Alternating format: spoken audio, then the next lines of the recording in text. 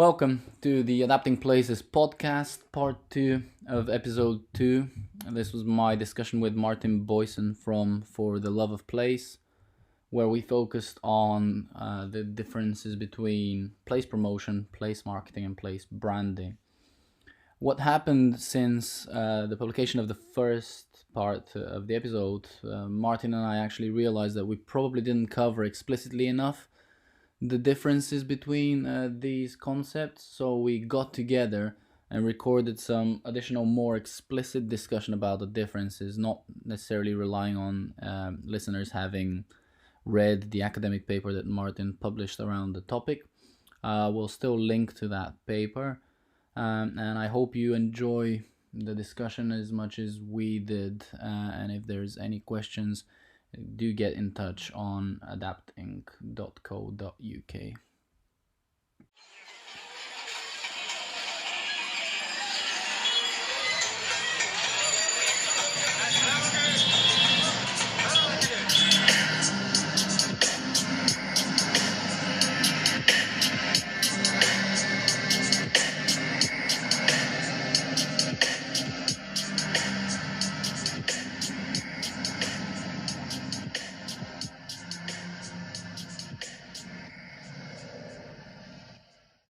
So let's talk about the conceptual differences between place promotion, place marketing, and place branding. So you've got a key figure in your article that we've been discussing at length, but just wanted to more specifically drill down into some definitions and differences. So let's start with place promotion. So in your article, you have this kind of clear definition of place promotion rather than mixing it with marketing and branding. So it kind of focuses on supply-driven sender to receive and the receiver approach. And then the task of that is to communicate offerings, coordinated promotion to target audiences. And the results that you would expect in place promotion is attentional. So people pay attention to a place. And then what I'm kind of interested as well, more specifically in that, obviously you can talk about it more broadly, but is that primary domain. So you think that that's the cognitive domain, so the knowledge of people, improving that. So that's kind of the way that I would want to focus the discussion initially. So the difference in the domains. So the one for place promotion being the cognitive one, and then place marketing being about behavior, place brand being about attitudes, because that's kind of let's start with the person at the other side of the activity, because that's my comfort zone. And obviously, if you elaborate a bit more around what should we mean when we talk about place promotion. Yeah, that's fine. So I think you can approach this from the academic angle and from the practical angle, but not at the same time. And they should meet somewhere. What we did here was to select, well, if you look at what place promotion is actually about, the assumption is that you have something in your city or in your region or in your country or whatever, and that there are people out there somewhere that are interested in that, right? So there's a proposition. And place promotion tries basically to bridge that gap, tries to get attention, which might result in knowledge by the people of what your place has to offer. And the main task of that, obviously, when you're talking about a place and not about a company or something like that, is that you need to have coordination. You need to have coordination of all these different providers of products and services and whatnots in your place.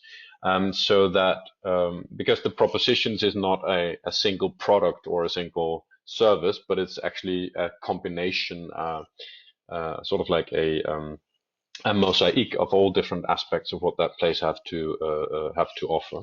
For example, cultural traits and stuff like that. So that is basically trying to narrow down place promotion to what promotion would also mean in a traditional marketing mix. And the reason that we started this exercise is that we see that these three terms, promotion, marketing, and branding, are being used as synonymous. by practitioners, but certainly also by academics. And that basically means that you always have a discussion about what people are actually doing and what they're thinking when they're using these different words. And that is what we tried. Now, in practice, it's very important to differentiate between these three concepts. And I think we can delve a little bit deeper into that when we have sort of like defined the other two. Okay. And then at this stage, I have this hunch that the reason why place promotion, if I work in place promotion and you all of a sudden say to me that you're gonna demote it to just being a tool as part of the marketing mix and then a broader place branding approach, and I might not be that happy about it, given that the practice of doing these things I think mainly came from these place promotional agencies that would have kind of done the selling and the advertising, the tourism of that. Do you think there's anything? There is something in there for sure, but I think it's not completely correct that it mainly came from tourism. There was, I would say, there were two main strands that really boosted this. One of them was definitely tourism.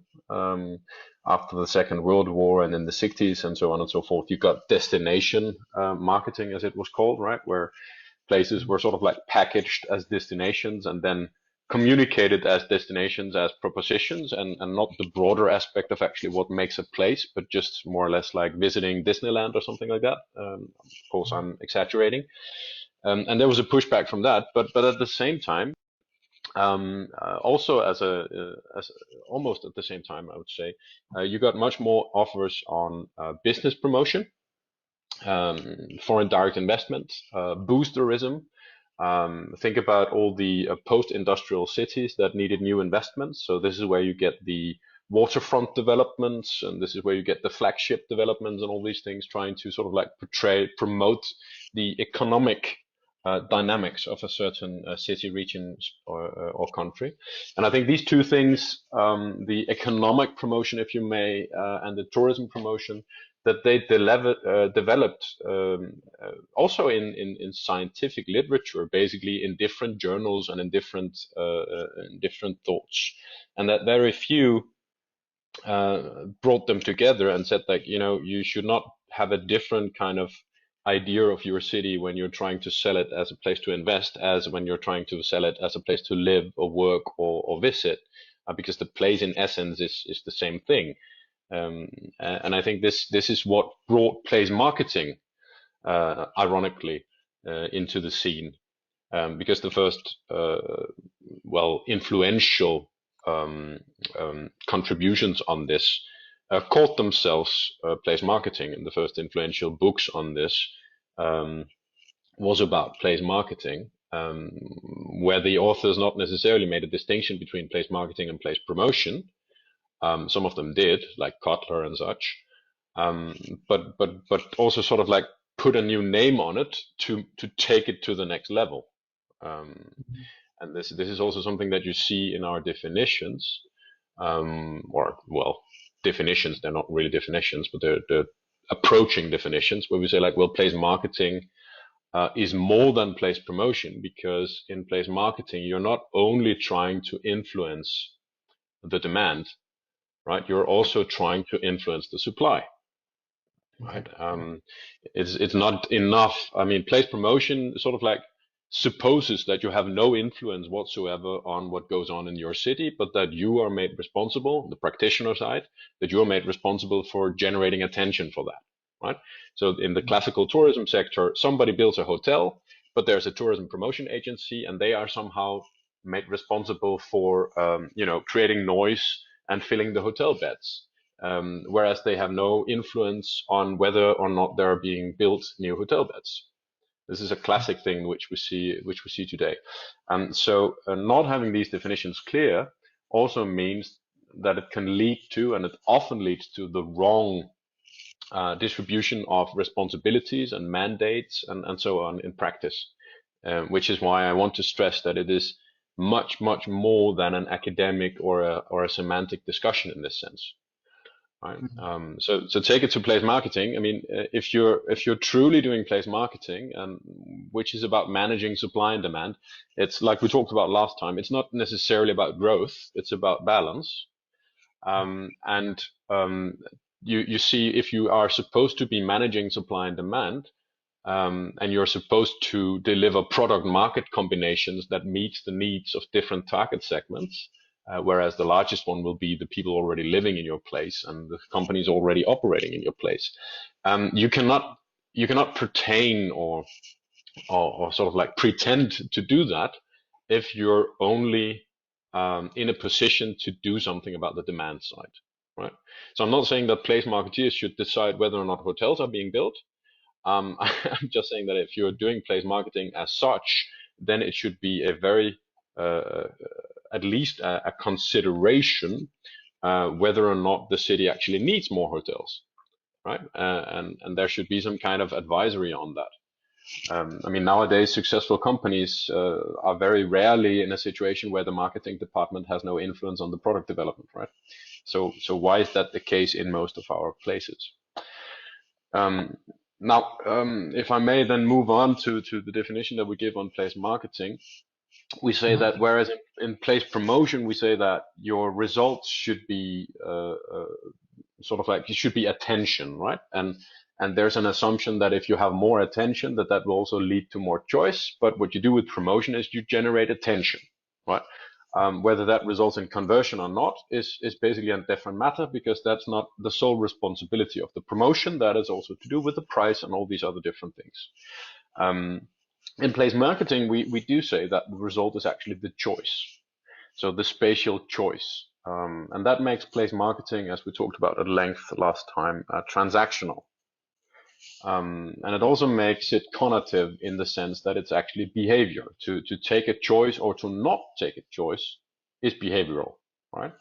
And I like this notion of not choosing, right? Because one of the largest impacts of place marketing, if you manage the supply and demand well, might be that people stick around, right? So that's not necessarily growth, right? And in places that decline, it might even be that you strategically choose to keep the things you manage supply and demand. You see both of them dwindling in demographic declining areas, for example. You might actually use place marketing as a tool to figuring out what the new balance should be. So it's not just in a growth scenario or in a stable scenario, but also in a declining scenario, which is something nobody really likes to talk about.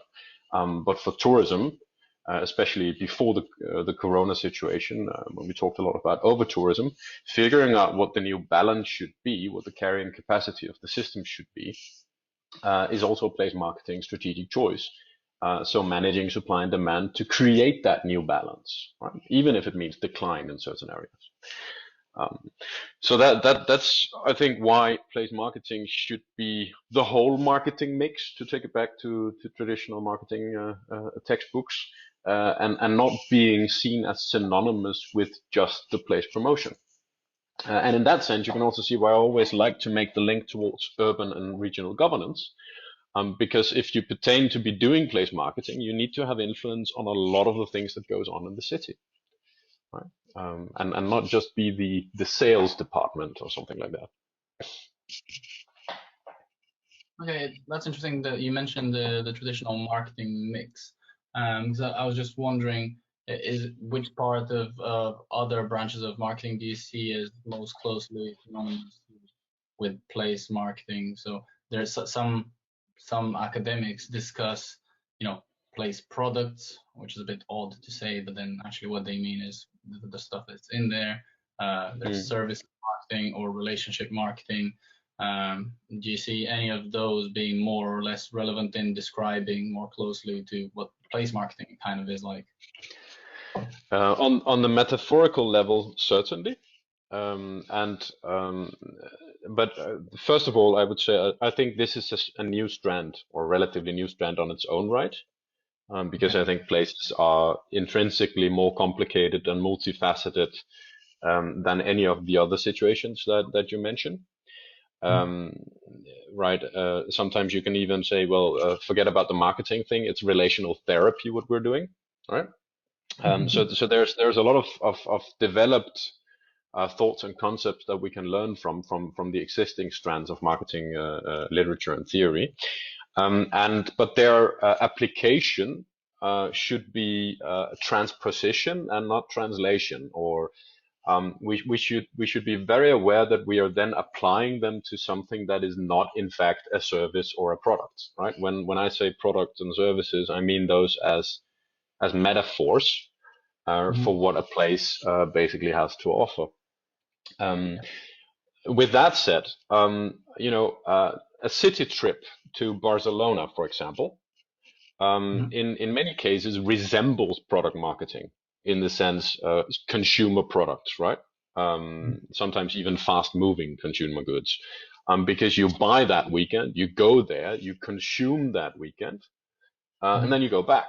And if Barcelona wants to, have a longer-term relation with you, they require you to come back.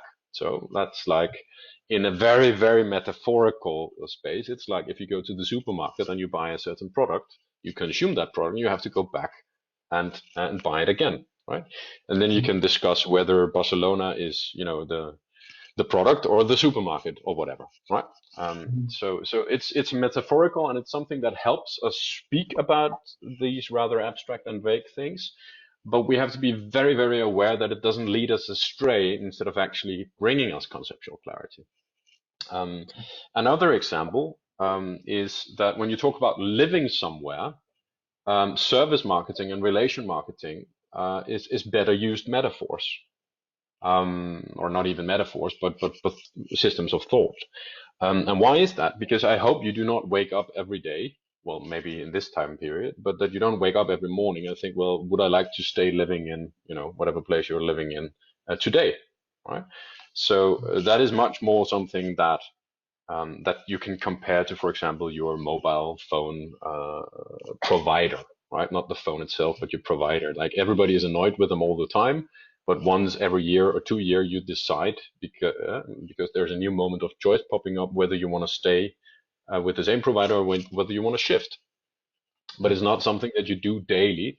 And when you're not in the position of taking that choice, you just keep on consuming said service, right? Whether it annoys you or satisfies you or not, right? So we can definitely learn a lot from these different, much more developed strands of marketing, in place marketing. But again, we have to make sure that we always realize that when we use those words and when we use those knowledges from other more developed strands, that we're dealing with a completely different animal. Okay. Okay. Yeah, that absolutely makes sense. Yeah. So use analogies to help us, but don't confuse it. That's yeah. Yeah, and the same thing goes for branding, of course. I mean, you can learn a lot from corporate branding, in terms of place branding, but it's dangerous to take it too far, because a lot of the models and a lot of the thoughts that drove the development of corporate branding concepts sort of like supposes that there's somebody there that can make the ultimate decision, and that there's somebody there that owns it, right? Think about all the literature about place brand equity, for example, trying to monetize the value of a place. And it's all very, very interesting, but it's very easily led astray by the concepts from which it borrows, which is not a problem. That's true for all new schools of thought, so to speak. But it's something that one should be very, very aware of, especially because most people are educated in either marketing or branding or geography or whatever, economics, urban planning, and so on and so forth. And then they go in to do stuff that has something to do with place promotion, place marketing, and place branding. And where they come from will make them believe that those terms mean certain things, and that will direct their actions. Right. So one of the most curious things that I've found is that you can use this model in the paper. There's a model, figure 2, if anybody looks it up, which basically shows these relationships between place marketing, place branding, place promotion, and place development. Right. And you can actually go in and you can analyze. We do this every time we have a client, right? So you can go in, you can analyze, you can say like, okay, so we have the organization for The Hague, right? It's called The Hague and Partners, for example. And you can go in and you can say like, well, okay, so why does this organization exist, right? What's the reason they are there? What are they actually supposed to be doing? What are they doing in real life, and what are their success criteria that is imposed upon them? And oftentimes, not necessarily with the Hague and Partners, but oftentimes I find that the reason, the raison d'être for organizations like that is often formulated in the domain of place branding, right? To improve the image or something like that, right? The things that they're supposed to be doing is often formulated in the atmosphere of place marketing, right? So to influence demand, influence supply, product market combinations, unique selling points, la la la la. The whole language is place marketing. And often the outcomes are also formulated in terms of place marketing, right? In terms of choices, for example, the number of hotel beds or new investments in the business park or whatever and so on. Whereas if you look at what stakeholders actually expect those organizations to be doing, both political and private stakeholders, most of the times they will ask them to do place promotion. So if you sum that up very briefly, you oftentimes get the pattern that an organization has a reason to exist in place branding. It is doing most of the things it's doing in place promotion, and it is evaluated whether or not it's successful in place marketing. And I don't have to delve much deeper into that to sort of like at least plant the thought in your mind that this might be one of the chief reasons why so many of those organizations um, um, are experiencing difficult times once in a while. Yeah. Because the mandate, the tasks, and the concepts and the expectations are simply not aligned. Yeah. Okay. So then, because it's a really interesting one, as we move from place marketing to talk about place branding, and the organizational structures of handling that are in their nature most of the time like networked and have very little power structures within them. Which often within corporate branding, if you have that power structure, it actually helps, right? If you're going to be targeted on improving attention and then managing the choice of people, eventually that you're responsible for this, you can have it. But within the domain of networked organizations having to deal with that, I'm interested to hear a bit more from you around any potential structures that might help, more helpful or less helpful. So I'm thinking, instead of thinking like dichotomies of, this should be public sector, this should be private sector, if it's which things might sit better to be handled by public sector, which ones might be better dealt with in even third sector or combo hybrid organizations that are actually emerging, that are very different from what we're used to. Yeah, it's a good question. Most of the advisory work that I do nowadays centers around place brand management. So that's the organizational part of it, right? So we develop strategies and the organizations to implement and carry out those strategies. And what you see is that the notion of place brand management is actually better than the notion of place branding, because place branding it's supposed, a lot of times people think that it's something that you can do. Place branding is something that happens whether you try to do it or not. And by talking about place brand management, you sort of like highlight that the task that you're doing here is trying to manage, orchestrate, influence a process that's already going on, right?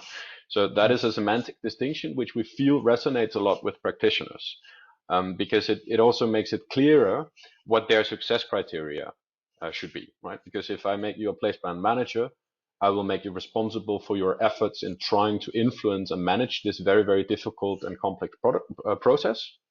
But I'm not necessarily making you responsible for whether or not the reputation develops in the right direction, because I know that there are many, many, many other factors that influence the reputation of your country, region, or city, right? So you move it from an output to a throughput, and you move it from being responsible for image and reputation as endings, as outcomes, to the efforts trying to get all these different stakeholders to try and act more on brand. And then you believe that if you get more and more people and more stakeholders to act on brand, that it will have internal effects in terms of pride and consistency and all these different things, and external outcomes in terms of a more positive reputation over a long period of time, if you can be consistent about it. So that doesn't simply answer your question, but it is. I think it's an important vantage point. There is no answer to your question in the sense that every single country, region, or city that I've worked with, even within the same country or neighboring cities, even there's no blueprint that works everywhere. There are some general learnings that you can put up. I already shared the most important one. But depending on the country and the culture you're in, I would argue, and I would always try to make sure that the responsibility for this place brand management part is a public driven function.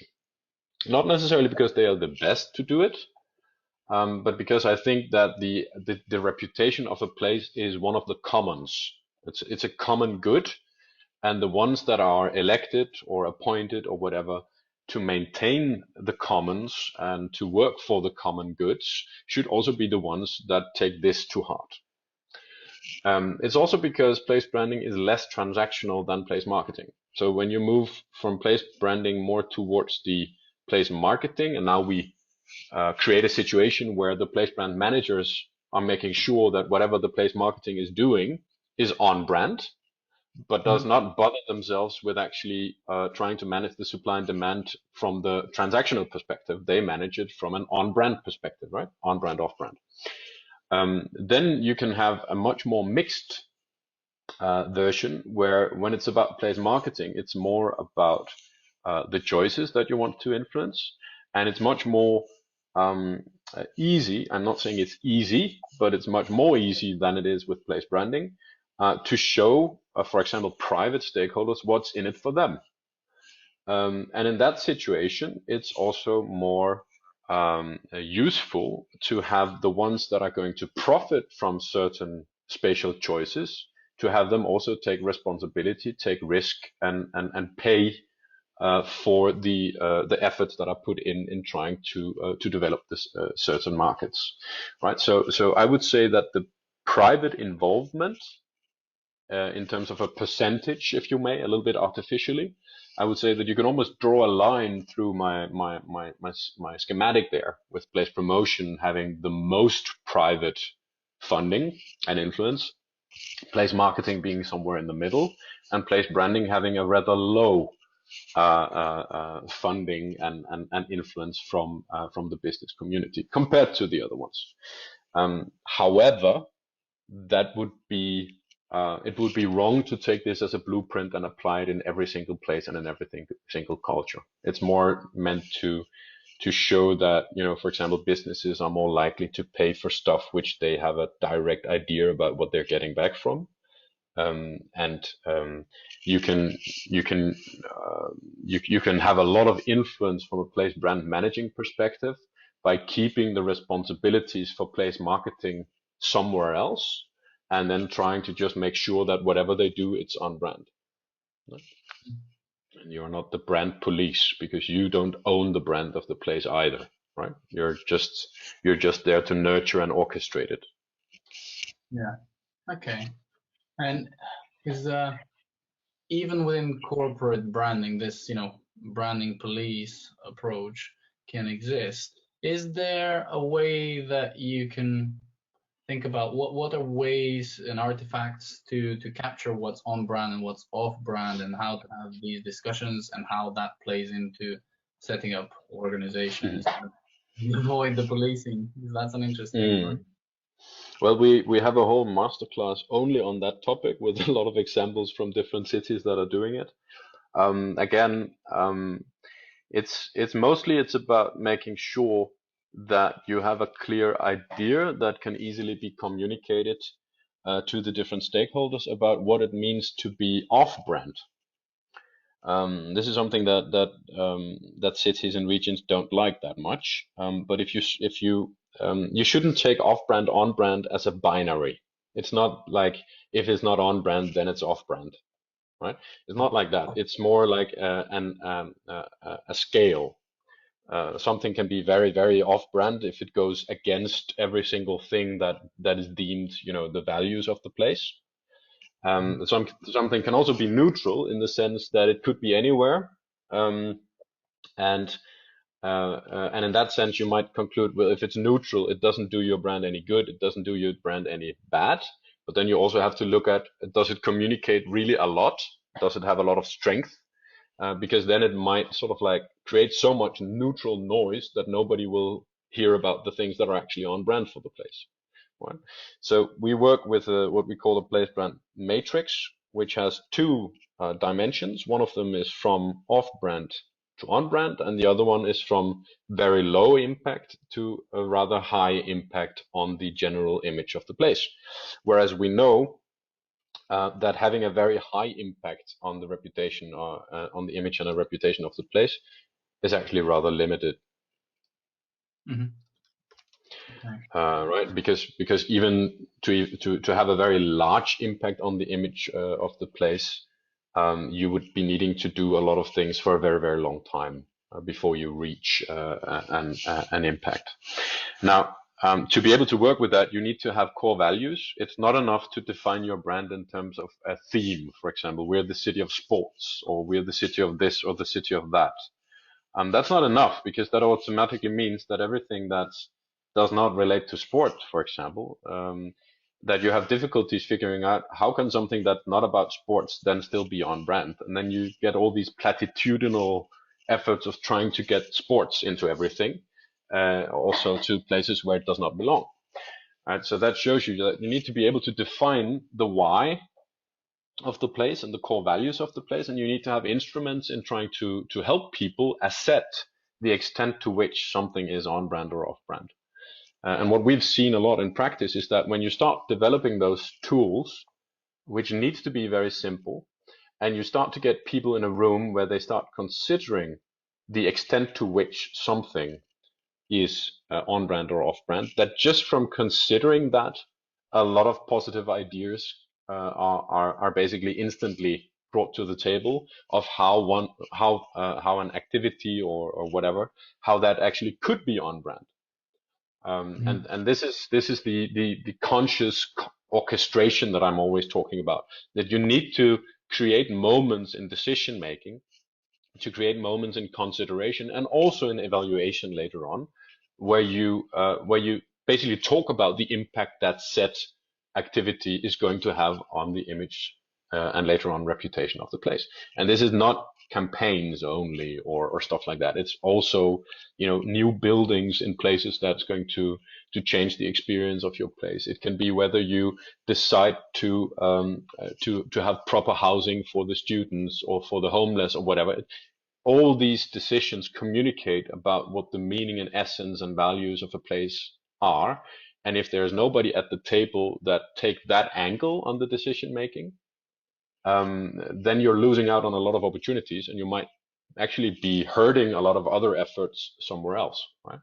So I'm not saying that the brand manager should decide all of these things. I wouldn't want to live in a place where the brand manager decides all the policies.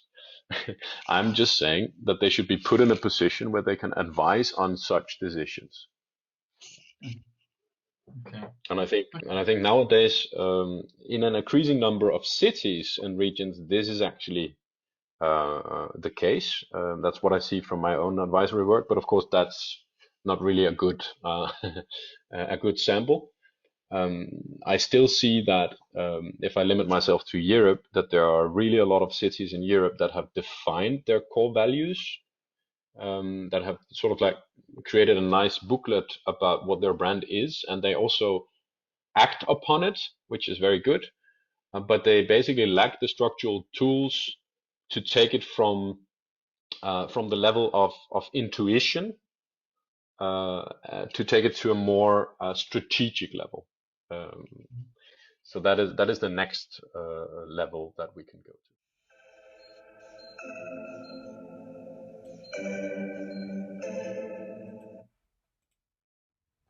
I hope you enjoyed the episode.